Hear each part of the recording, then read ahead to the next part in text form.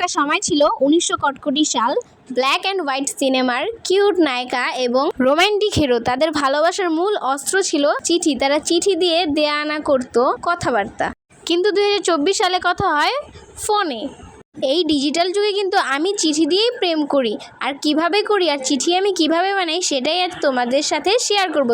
প্রথমে কাগজ কেটে পেপারের 2টি পাইপ বানিয়ে নিতে হবে। তারপরে ওই পাইপ থেকে একটু ছোট, বেশি নয়, একটু ছোট করে এরকম সুন্দর করে একটি পেপার বানিয়ে নিতে হবে। তারপরে ওই পাইপগুলো স্টাইল করতে হবে আর ওই পেপারের দুপাশে লাগিয়ে দিতে হবে। সুন্দর করে লাগিয়ে তারপর ওই পেপারের সাথে মুড়িয়ে দিলেই হয়ে গেল প্রেমপত্র। আর প্রেমপত্রটাকে একটু স্টাইলিশ করার জন্য আমি একটি পেপারে ফুল বানিয়ে লাগিয়ে দিয়েছি।